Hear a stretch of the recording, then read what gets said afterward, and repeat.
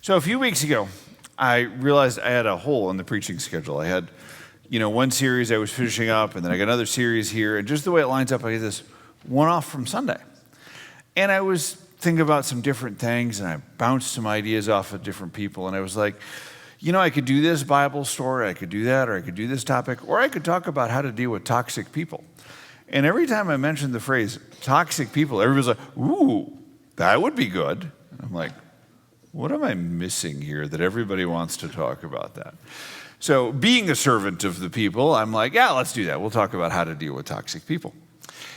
And it's an interesting topic. And I've been doing what got me thinking about it in the first place is there's a blog newsletter that I read on a regular basis by Kerry Newhoff. And he had written a series of articles about this. And he was quoting extensively from Dr. Henry Cloud, who's a Christian psychologist. And Newhoff, of course, is a pastor up in Canada. And so if you hear something brilliant, something really insightful today, it probably came from one of those guys.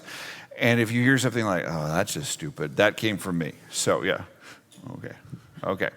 There we go. So I want to start out with this little caveat. A lot of times when I'm preaching, I'll be talking about something, and somebody will come up to me afterwards, and they'll say, you were talking about me, weren't you?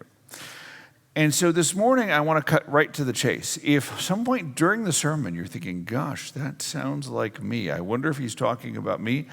Yes, I am. I'm talking about you. Now, here, let me talk about the flip side. If you get through this whole sermon and you're thinking to yourself, those people really needed to hear that, some people really have an issue with that. I don't have that issue, but some people do. Then I'm really talking about you, okay? Because one of the core things that I want to talk about is just self-awareness. You see, Cloud, when he talks about this stuff, he says the first place you have to start with this is the difference between wise and foolish. And it makes this brilliant observation that the real issue is how do you respond to the truth. You see, the Bible talks about wisdom a lot. There's a whole genre in the Old Testament, it's called wisdom literature. You get Proverbs, you get Ecclesiastes, you get a huge chunk of the Psalms, and it's talking about chasing after wisdom. And it's interesting because the Bible talks both about godly wisdom, listening to people who are godly, who are smart, who are in your life and speaking truth. But it also says, there's nothing wrong with learning from people who aren't in the Christian community, as long as you run that through a filter of Christianity. In fact, when Stephen is recounting the whole history of the Old Testament in Acts chapter 6 and 7, one of the points he makes is he says, look, Moses learned everything there was to learn in Pharaoh's household. This is something that we want to come back to. Wisdom is something to be desired. And the true place to start is the difference between wise and foolish.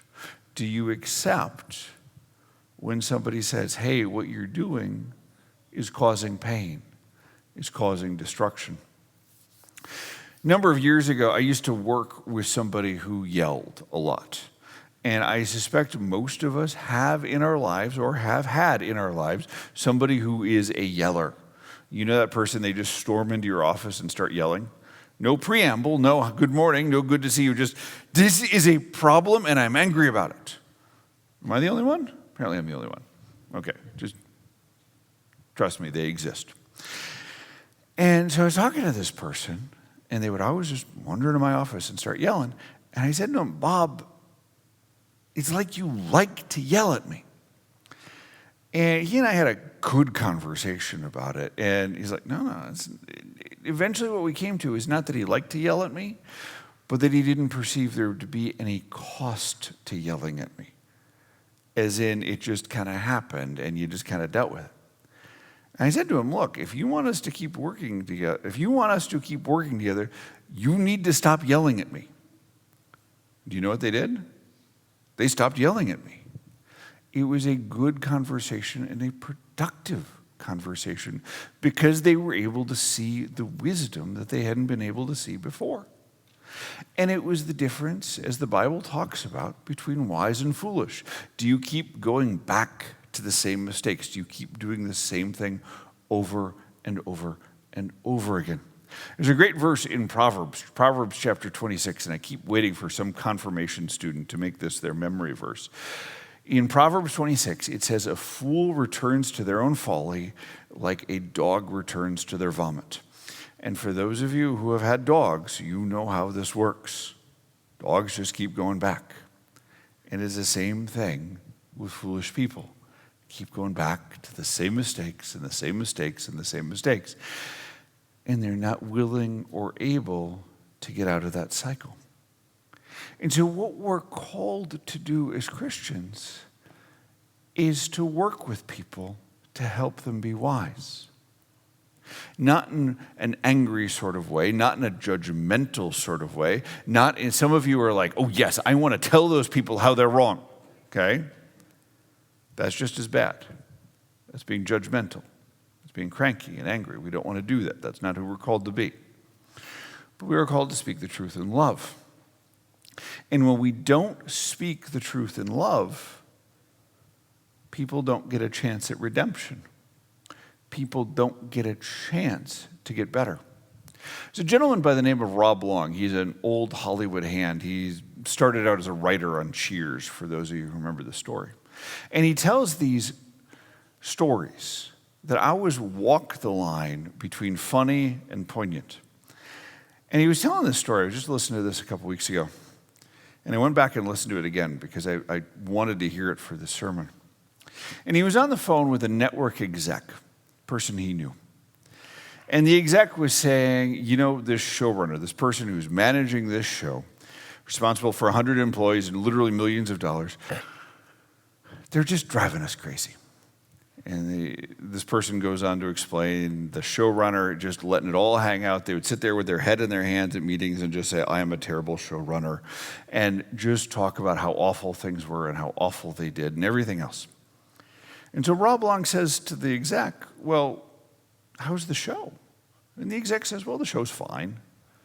So, well, the script's getting turned in on time? Well, yeah, they're a little slapdash at this point in the season, but it's fine. And so Rob Long says, well, you know, at this point in the season, everybody's strung out, everybody's burnt out, everything's slapdash. Maybe what this guy needs is just a little coaching so that he's not letting it all hang out. He's not making everybody nervous. He's not making everybody scared. And the exec says, yeah, we could do the coaching, but it's just easier to fire him. And it's just like, and that's what I love about Rob Long's story, because you walk at the line between funny and poignant. But there's a fundamental truth in there. A lot of us would rather just terminate things than try and make things better. And that wasn't funny. Yeah, put the drumsticks down, Dave. Okay. All right. But we'd rather just walk away. We'd rather just say, yeah, it's not worth my time. But what we're called to do is work with people. And on the flip side, when we're being that person who's foolish, we're called to recognize what's going on. Think about how Jesus deals with people. For instance, woman caught in adultery. They bring her before Jesus and they say, they all want to stone her. And what does Jesus say? He says to her, look, I don't condemn you, but go and sin no more. And it's that wonderful piece of wisdom. That's how Jesus works. He's on one hand, he's not being judgmental. He's not saying you're just gone. But he's also saying, don't keep doing this. This is not good for you. This is not good for other people. Stop sinning.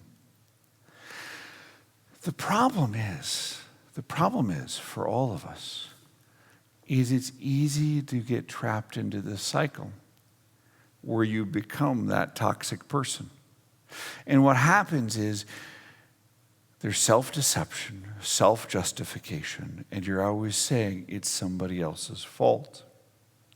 And if you're that person who's saying it's always somebody else's fault and I didn't bring any part of this problem, unless your driver's license says Jesus Christ you've got a problem, okay? We deceive ourselves and we say, it's fine. We deceive ourselves and we say, I don't need to change. And so for my call for you guys is to say, look at yourself. See, where have I measured up? Where have I fallen short? And that's why we do those things like teach the 10 Commandments. We walked through that in June to say, this is the standard. This is who we want to be. This is who we're called to be. And understand that. So, my encouragement for you today, I always want to say be like Jesus, because Jesus is perfect. But I want to encourage you today to be like Bob, which is when you hear somebody give you correction and advice, to say, I want to listen to that. I want to understand that. And for those of you who are in that situation where there's a relationship that's been busted, where there's a problem, I want to encourage you to speak the truth in love, like Jesus did. And say, we love you, but here's an issue. And above all, I want to encourage you to be honest with yourself and see where the issues are, where the troubles are, so that you can move forward in the truth and the grace that Jesus offers you. That, my friends, is my hope and prayer for all of us as we go into this week. Amen.